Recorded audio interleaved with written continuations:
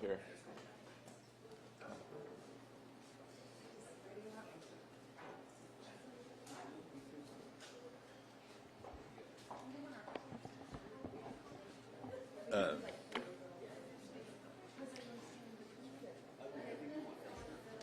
Dr. Welks, do you want to stand over here? Awesome. Oh, some of y'all can stand over here too if you want. All right, y'all ready? Okay, so good morning. I'm Travis County Judge Andy Brown. I want to thank y'all for being here with us today. I want to thank Matt Lucky and the owners of the Star Bar for letting us be here and work with us on this program. I want to thank all the county employees and staff and everybody who's been working on this effort to try to shed more light on what is happening with overdoses in our community. So today I'm going to share an update on the number of overdose deaths that we're having. Overdoses are the #1 cause of accidental death here in Travis County. That has not changed. In all of last year, we had 118 people who died in Travis County with fentanyl in their system. In the first 6 months, so just the first half of this year, of 2022, we have matched that. We also had 118 people who died of an overdose with fentanyl in their system. So we're on track basically to double the number of overdose and fentanyl deaths this year. Of course, we won't have that data until the year is over, but it looks like we're on a really horrible track along those lines. In all of 2021, there were 308 overdoses. So if we've gone half the year, and 199 people have died of overdoses altogether in Travis County. So to back up, that's 118 people in the first 6 months who've died with fentanyl in their system. 199 total have died of an overdose in Travis County in the first 6 months. Some other changes from last year: 59% of the overdose deaths in Travis County involved fentanyl this year, and that is up from 38% last year. So a higher percentage of those overdose deaths that we're seeing involve fentanyl. Overdose deaths are a public crisis, and together we can do something about it, and we are doing something about it. The data that we got from the medical examiner here in Travis County also highlights the changes on who is being impacted by the surge of fentanyl in our community. The number of women who die from a drug overdose with fentanyl in their system is up nearly 150% more. The number of black residents who die from a drug overdose with fentanyl in their system is up nearly 180%. The number of Hispanic residents who die from a drug overdose with fentanyl in their system is up 155%. So the data is clear. Fentanyl does not discriminate. It can impact, and it is impacting all of us.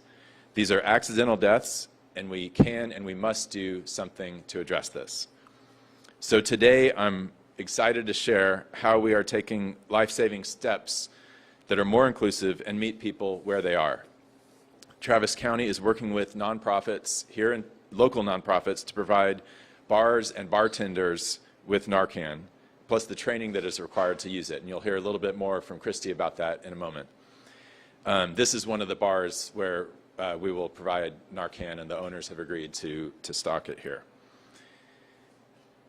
It builds on the work of the Travis County Commissioner's Court when in May the Commissioner's Court declared overdoses to be a public health crisis and laid out a strategy to try to reduce overdose deaths.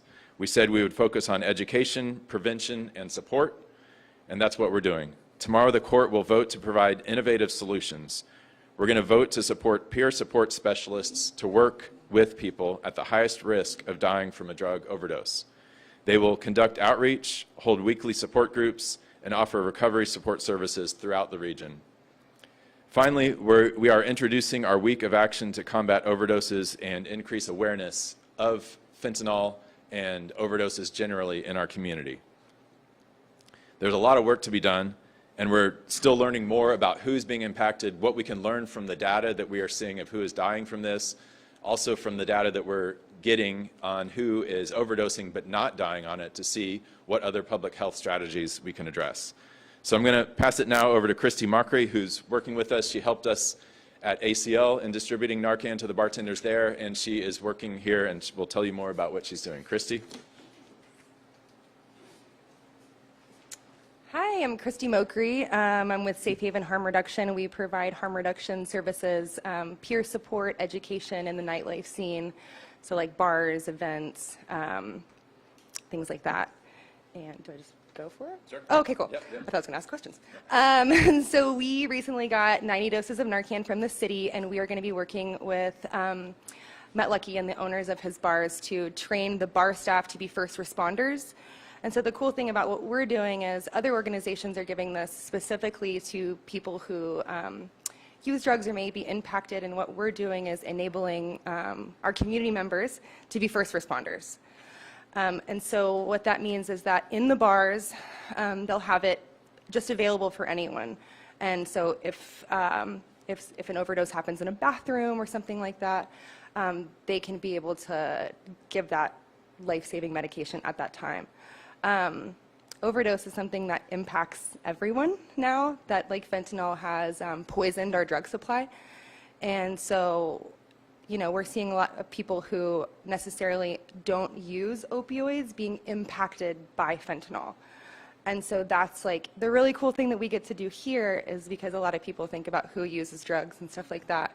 And it's you and me, you know, it's us, it's our friends, our family, who are being impacted like this because our drug supply is poisoned. And this is, so that's it, that's all I got. Thank you, Christy. Cool. Appreciate it. Good morning, everybody. I'd like to thank Judge Brown and Ms. Mokri for having us here today. My name is Max Moreland. I'm with FBR Management. We own and operate 13 bars and restaurants throughout the greater Austin area, as well as oversee beverage concessions for multiple music venues, festivals as well. We're very grateful to be included in this initiative. I think it's very important to improve the public safety, not just for Austin, but for the entertainment community as well. I think being on the front line here, we're eager to get started with Christy and her team at Safe Haven to put these policies in place in all of our venues with the ultimate goal of, again, improving public safety. We certainly understand, especially today on a national level, the staffing shortages we're seeing within APD and county and city emergency services. Any bridge that we can provide to extend that lifeline and hopefully get the emergency services here faster through the use of Narcan, we're more than happy to help with. We also hope that today we can expand that knowledge and this information to more venues within our industry and really get this widespread throughout the city and county. In a perfect world, we're never going to have to use this, but we don't live in a perfect world. We'd like to be prepared, and hopefully we can save some lives by doing so. Thank you.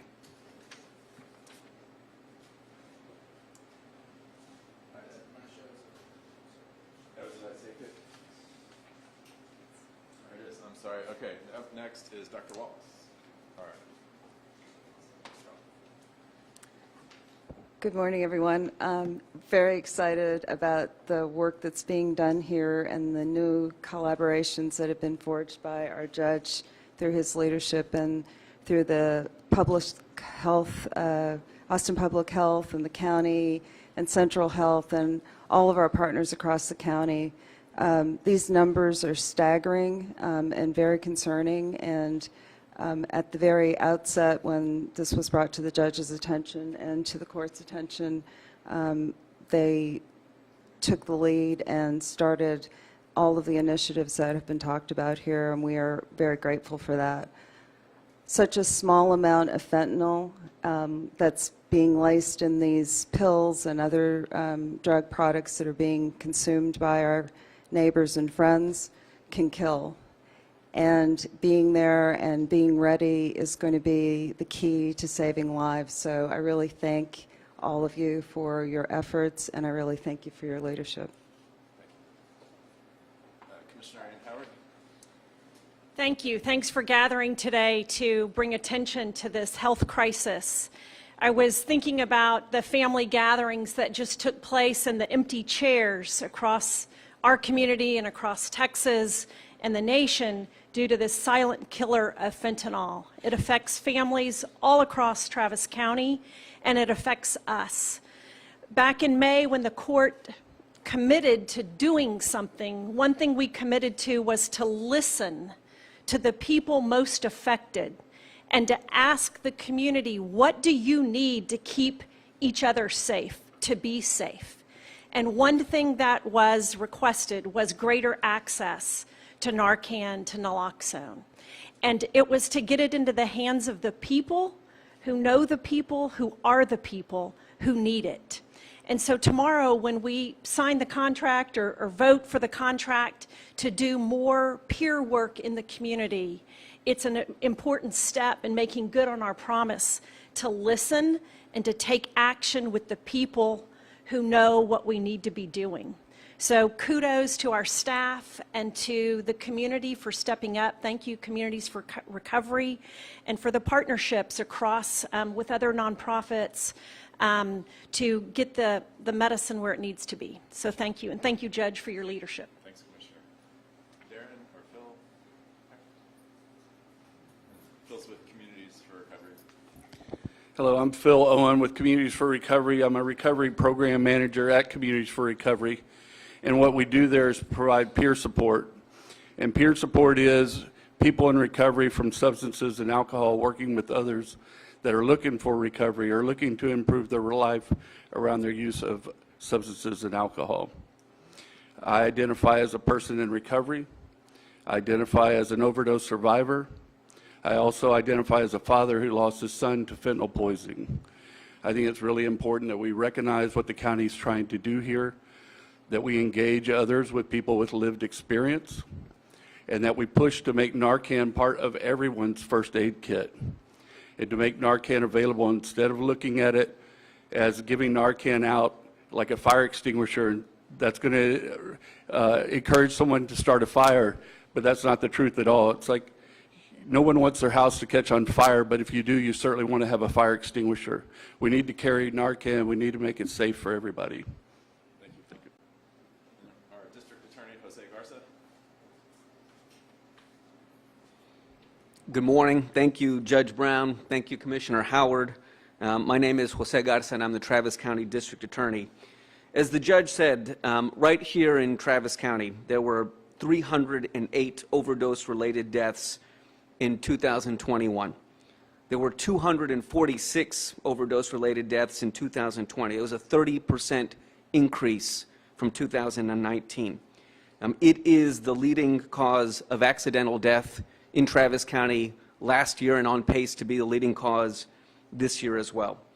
The risk of overdose in our community constitutes a significant threat to our public safety, to our public health, and to the economic health of our community. But I think what you see by the assembled groups today and by the work of the Commissioner's Court is that it doesn't have to be this way. We have the power and the tools to change this if we are willing to act.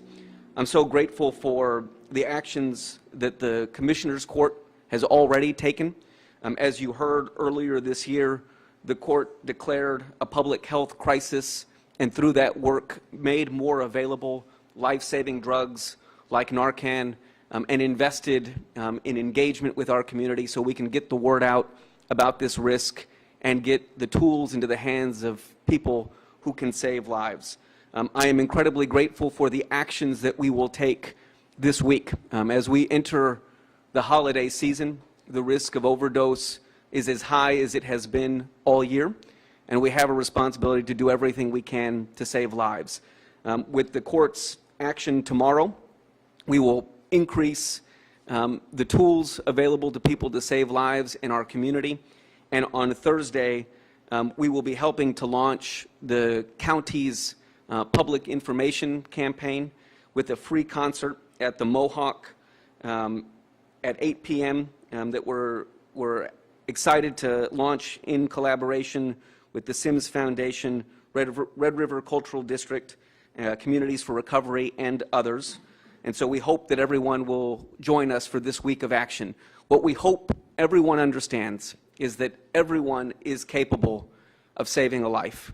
If you have the training, if you have the tools you need, you can help keep our community safe. And it is really important for everyone to know and understand that if you see or if you are near someone experiencing an overdose, we need you to call 911. We need you to use Narcan if you have it. We need you to use the tools and training that you have acquired. And I want to be clear that if you call 911, because you see someone experiencing an overdose, you will not be prosecuted here in Travis County. We need everyone to stay safe and stay alive, and we need your help to do that. Thank you so much. Thanks. So I think that's all the speakers. Y'all have any questions for us? Happy to take those now, or we can also do individual. Judge, can you describe the program that you're going to vote on tomorrow? What's the cost and what is the goal? Yeah, so yeah, it's kind of what Phil talked about. If you want to come up, Phil, the Communities in Recovery program. So I think it's $171,000. Does that sound right? Yeah, $175,000. So back when we declared this public health crisis, we set aside, I think, $350,000. The bulk of that has already gone, or is going to buying Narcan and naloxone to distribute in the community. This $175,000 is going to what Phil and Darren do. If you want to just highlight that. So we're going to provide peer support at 2 site-based positions, those sites being Sunrise Navigation Center on the south side, and over on the east side at the other one's foundation, the Esperanza Community. So those will be 2 peer support specialists, one at each site, to provide, basically what we do as peer support is we foster relationships, and hopefully healthy relationships, for people that want recovery or want to improve their quality of life by achieving the goals that they set. So this is counseling service, but 175 is more or less time served at that time. Are you going to hire more people to do this, or what? We hope to. We'll see how it takes off. Currently, we have 2 positions hired, one at each one of those sites, which I think is a great start. These are people that have been highly impacted and have set recovery goals for themselves, and they will be role modeling recovery at those sites and offering connection, which is really what it's all about, is connecting people, with when they may have hidden in the shadows because of the shame that the community may have had on them before. So we're offering that hope through connection. Thanks. Yeah. So what I found is that UT is already low on their supply of Narcan. How do y'all anticipate keep up with the supply and demand? Yeah, so the supply is not unending. Like, even if we have the money to buy it, we couldn't get more, I don't think, than we have right now, is my understanding. We can't order a mass quantity of it. There's just not enough to meet the demand that we have here, and I think people have across the nation. So my hope is that this legislative session, the state legislature and our statewide leadership will put more money towards longer-term supplies of Narcan for the community. I know they've funded things off and on, but I think we need a massive investment from them. Maybe they can figure out a way to help ramp up production of it. But right now, my understanding is we're buying every bit that we can get here in Travis County. And is this support with DSHS or federal government? Who's your supply? Like, where are you? Who's our supplier? Laura, who's our supplier? We have a contract with Cardinal Pharmaceuticals. Cardinal? Cardinal Pharmaceuticals. Yep. Judge, how many doses have we bought so far, and how many do you hope to distribute to these bars? Yeah, so my understanding is APH was able to get something like 9,000 of the injectable ones and has given those out already. Those are in the community. And then Laura, where are we on what we've bought so far? We bought 840 boxes of naloxone. Each box contains 2 doses, and that has all been distributed to our community partners. 90 of those boxes went to Safe Haven for distribution to the bars, and now we're in the process of ordering more naloxone to then pass out again to our community partners. Yeah, so for this specific thing with the bars, 180 doses. There's 2 doses per box, 90 boxes, and that Christie's going to distribute those first 180 to these, I guess, 13 bars that y'all own, and hopefully we'll expand it. I mean, I think that there's other places in the community that we could all think of that we need it, possibly hotels, I mean, just everywhere. I really loved your analogy of the fire extinguisher. Max? Max, here. Sorry. Yeah. Sorry, guys. Too many characters. Two questions. How many bars, how many locations are you going with 180 doses or 90 boxes? Is it, how are you going to distribute, how are you going to place this out? We'll be placing one, so 2 doses at each location, 1 box each. And how many locations do you have? So we have 13 under our direct supervision. We're contracted out for 6 more. As a business owner, here's the weird question. Velveeta cheese is being sued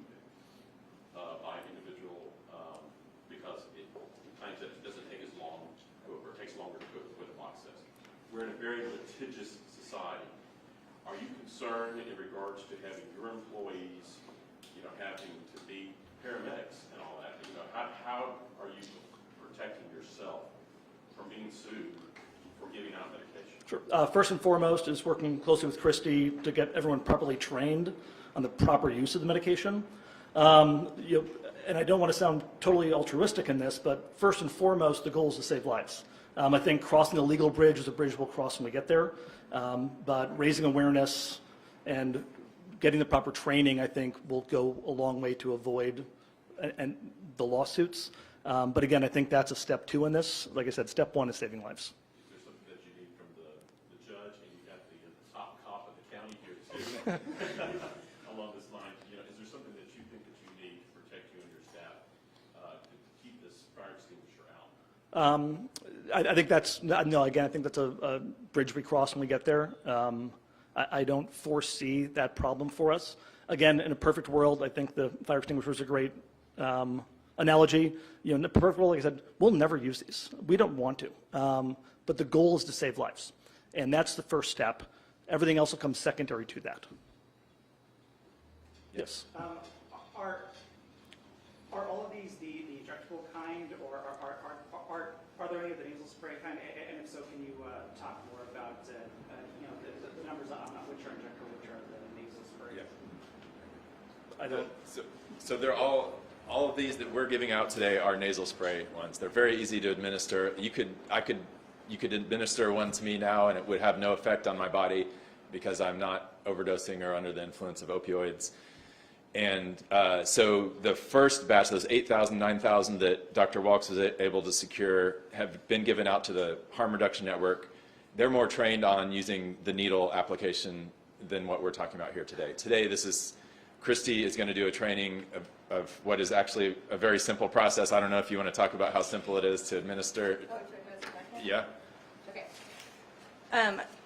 So most people don't want to carry naloxone with syringes just because there's a big stigma with syringes, right? And so honestly, Narcan in and of itself is like a Flonase. You know, it takes 3 seconds to put it in somebody's nose, push the plunger, and that's it. So really, the education comes on like how to spot an opioid overdose. And that's just something like somebody's not breathing, they're non-responsive, maybe their lips are turning blue, you know, you rub them, you yell at them, and then there's no type of stimulus. And so at that point, you would administer the Narcan, which again, takes literally 3 seconds to do. So go ahead. Oh, and beyond treatment-based efforts, are there also any efforts being put towards education and prevention?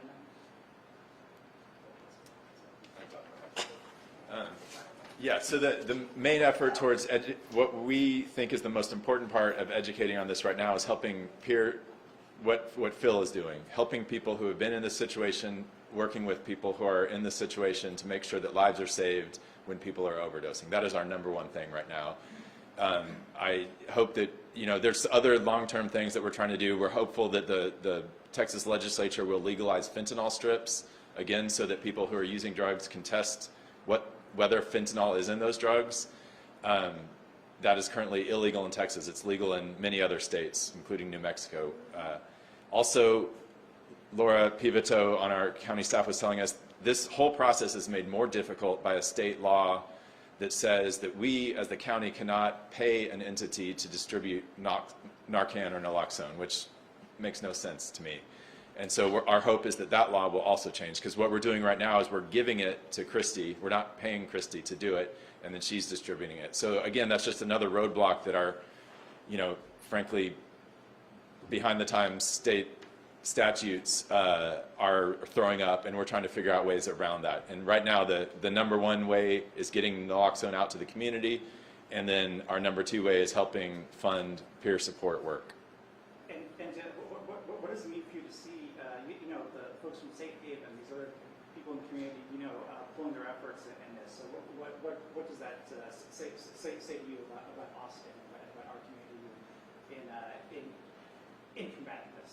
Yeah, I think that this is the #1 cause of accidental death in Travis County. It's only going up and getting worse. Everybody here probably knows somebody who has died of an overdose, or at least had an overdose. I know a friend of mine who owns Cenote restaurant. Her husband died of a fentanyl overdose. This is something that is affecting everyone, that is causing empty chairs, like Commissioner Howard said at Thanksgiving. And I think it is absolutely wonderful that our community is pulling together. We have our local prosecutor, we have advocates for saving lives in the community, we have local business owners pulling together. This is great. It's not a partisan thing. I hope that our legislature follows our lead and continues to make it not a partisan thing, but instead something to save lives. Can you talk a little bit more about the testing strips, why that's so important? Are you supporting that bill that's in the legislature? Yeah, I'm personally supporting it. I believe we have asked our legislative person, Julie Wheeler, to support that. There is a bill that James Tallarico has put forward, full support of that. I think Senator Eckhart is also sponsoring it on the Senate side, that would legalize fentanyl strips. Right now, they're illegal because they're considered drug paraphernalia under Texas law. And so the change would be saying that they are not considered drug paraphernalia, and that will help save lives. Whatever you think about using drugs or not using drugs, I don't think there's anybody who thinks that drugs use should be a death sentence, and that's what we're talking about here, is saving lives in our community and making it possible for people to save their own lives by using a fentanyl strip. Last question. Are these doses just for an overdose happening in the bar, or could a patron come up and say, "Yeah, I like a dose"? Anybody. Why don't you talk about that? Sure, yeah. So we look at it as anybody in the community would know that these bars that we're giving it to would have it. And so, like, since we can give them so many doses at a time, like I said, or like Max said, hopefully we don't have to use these, right? Like, hopefully they keep this until they expire, right? And so if someone in the community came in and wanted it, then they could do that. Thank you all. Let us know if you need any follow-up. Spanish style? Yeah. Good, I have everything on the filter. Oh, you do? Okay. If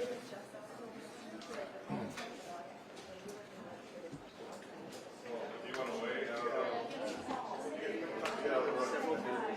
You want me to stay here, though?